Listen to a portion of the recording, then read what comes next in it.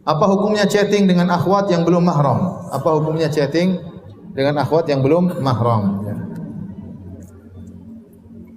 Jawabannya, jangankan chatting, pada asalnya suara akhwat juga bukan aurat. Ya. Suara akhwat bukan aurat. Allah berfirman kepada istri-istri Nabi, "Wala takhda'na bil qaul fayatma'a alladhi fi qalbihi marad wa qulna qawlan ma'rufa." Wahai istri-istri Nabi, janganlah kalian mendayu-dayu merendahkan suara kalian tatkala berbicara dengan lelaki selain Nabi, lelaki yang bukan mahram. Tetapi wa qulna qawlan ma'rufa, tapi ucapkanlah perkataan yang wajar. Dijadikan dalil oleh para ulama bahwasanya suara wanita bukan aurat hukum asalnya selama berbicara dengan apa? Dengan wajar. Tapi kapan menjadi aurat? Tatkala dia berbicara dengan mendayu-dayu. Makanya Allah berkata, "Fala takhda'na bil qaul." Jangan kalian merendahkan suara kalian. Fayatma alladhi fi qalbihi marad. Sehingga lelaki yang punya penyakit hati akan terpengaruh dengan suara yang mendayu-dayu tersebut. Ini dalil bahwasanya hukum asal suara adalah bukan aurat. Kita bicara dengan wanita biasa dan wanita datang kepada Nabi, bertanya kepada Nabi.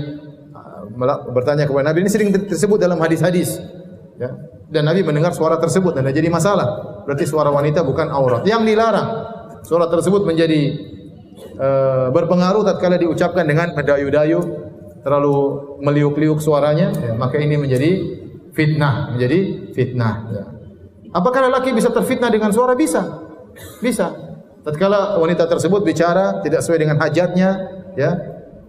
Bicara ngalor ngidur ke sana ke sini, ketawa ketiwi, cekikan, ya. Akhirnya lelaki tersebut betah ngobrol sama istri orang 1 jam. Ya. Ini terjadi. Ya, terjadi. Kenapa? Dia tertarik dengan suara tersebut. Meskipun belum bertemu dengan orangnya. Suaranya bisa menggambarkan wajahnya, padahal salah gambaran. Jadi gambar macam-macam. Saya pernah menghadapi kasus ada seorang ikhwan ditelepon sama seorang akhwat pengurus pengajian. Telepon, "Saat ini ikhwan kok bicaranya lama sekali." Saya tegur, "Kenapa lama bicara?" Dia diam. Telepon lagi satu saat, lama lagi bicaranya. Ya. Akhirnya dia cerita sama saya, "Aduh Ustaz, itu akhwat, aduh parah Ustaz." Kenapa? Saya telepon dia, akhirnya saya terlanjur suka sama dia. Saya bilang, "Ukhti, bagaimana kalau kita ketemu di pintu masjid dekat pengajian?"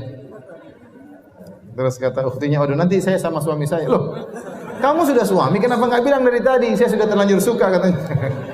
Jadi ada orang terfitnah dengan suara. Ada orang terfitnah dengan apa? Suara. Nah, sebagaimana suara bisa memfitnah, chatting juga bisa memfitnah. Ya, makanya saya sempat ditanya bagaimana hukum chattingan dalam grup laki-laki perempuan. Hukum asalnya tidak jadi masalah, seandainya itu wajar-wajar saja. Tetapi fitnah bisa timbul tatkala kita berchatting dengan seorang wanita, ternyata dia menjawabnya dengan indah, dia menjawabnya dengan teratur. Orang cerdas sekali ini. Padahal copy paste itu akhwat misalnya. Jadi orang bisa tergoda. Ya, interaksi dengan wanita kalau berlebihan itu bisa timbul fitnah, ya. Bisa timbul fitnah. Maka saya katakan kalau tidak perlu, tidak darurat, tidak usah. Tidak usah. Ya. Hati ini lemah dan fitnah terbesar bagi laki adalah apa? Wanita. Antum membenarkan sabda Nabi atau tidak? Ma taraktu ba'di fitnatan adhara 'ala rijal minan nisa. Aku tidak pernah meninggalkan fitnah paling berbahaya bagi laki seperti fitnah apa? Wanita. Kata Allah, wa khuliqal insanu dha'ifa. Lelaki diciptakan dengan penuh kelemahan.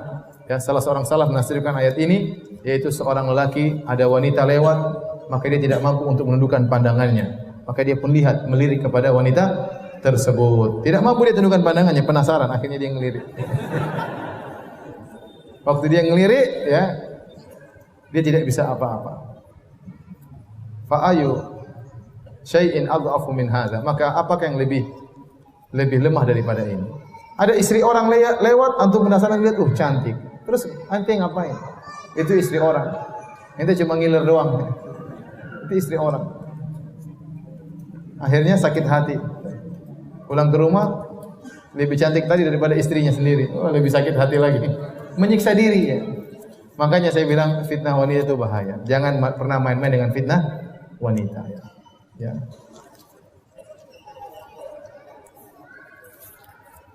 Dan masalah fitnah wanita tidak ada kaitannya dengan siapapun terfitnah. Ya.